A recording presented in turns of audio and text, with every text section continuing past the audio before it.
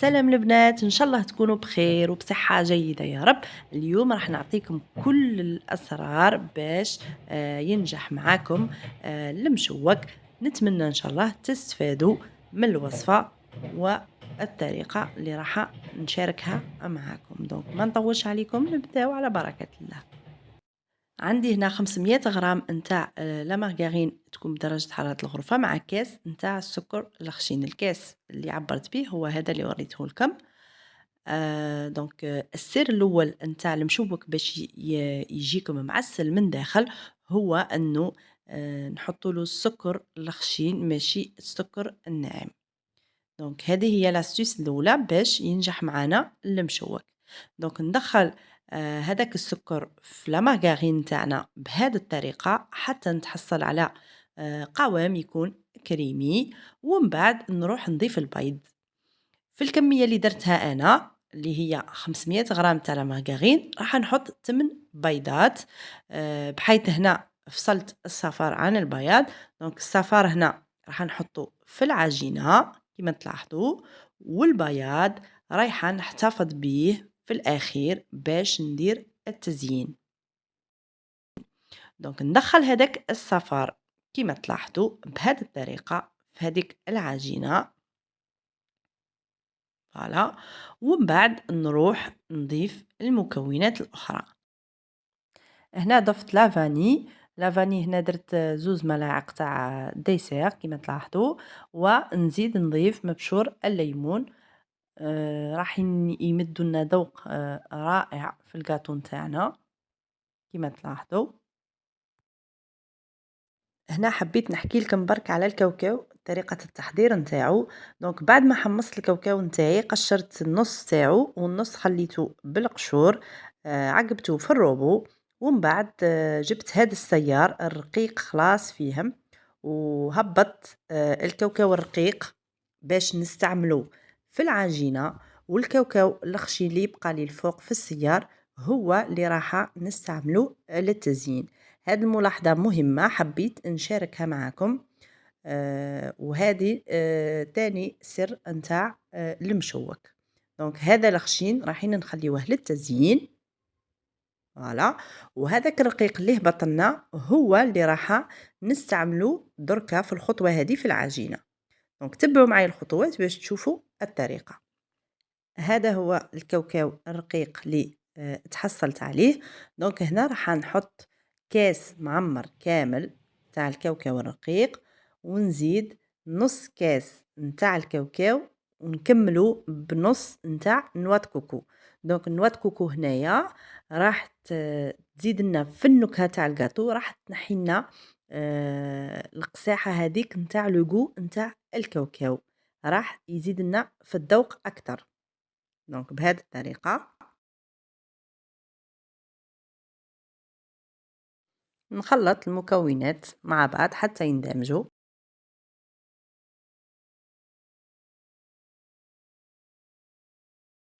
ومن بعد هنا في الاخر نحط شوية فرينة، ومن بعد نحط لا لوفور نتاعي. لا لوفور هنايا عندنا 4 أكياس نتاع الخميرة الكيميائية. دونك نحطهم كامل فوق العجينة، ومن بعد نقعد نضيف في الفرينة حتى نتحصل على عجينة تكون متماسكة، وما تكونش طرية بزاف وما تكونش عاصية.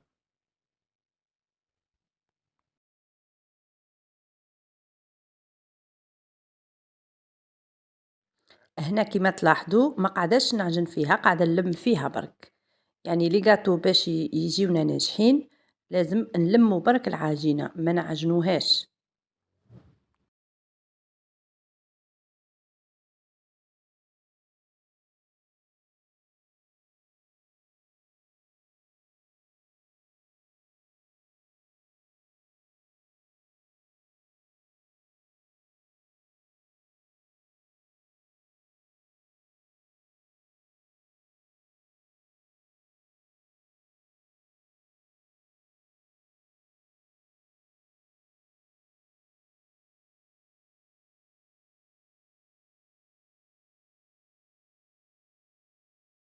نجيو هنا للمرحلة الأخيرة واللي هي مرحلة التزيين.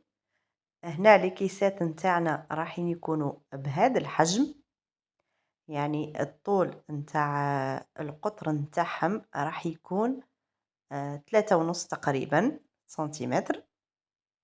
دونك نوجد انا الكيسات نتاعي في البلاطو، ومن بعد نرجع لكم باش نشوفوا طريقة التزيين. هنا راح نشكل كريات من العجينة نتاعنا، الحجم نتاعهم راح يكون 30 غرام. نحطهم في بياض البيض اللي كنت احتفظت به في الأول، ومن بعد نحطهم في الكاوكاو الخشين، نرمدهم بهذه الطريقة، ومن بعد نحطهم في الكيسات كما تلاحظوا.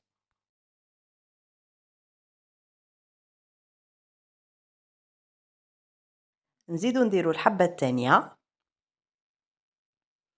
دونك ندير كرية نتاع 30 غرام، نوزنها، من الأحسن نوزنوهم باش يجيونا على حبة.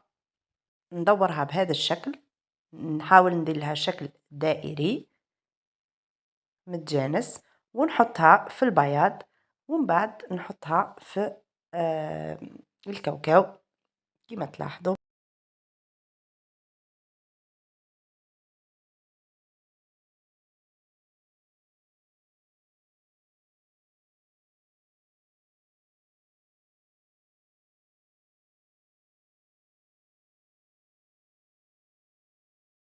نكمل مع الحبات كامل كيما هكا، ومن بعد في الأخير نجيب حاجة رقيقة. أنا هنا كان عندي متوفر بانسو، وتقبت به هادوك الحبات نتاع المشوك، دخلته للفور يطيب على 180 درجة مئوية.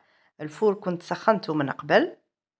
بعد ما يطيبوا لي نعسلهم وهما سخونين بالعسل يكون بارد كما تلاحظوا.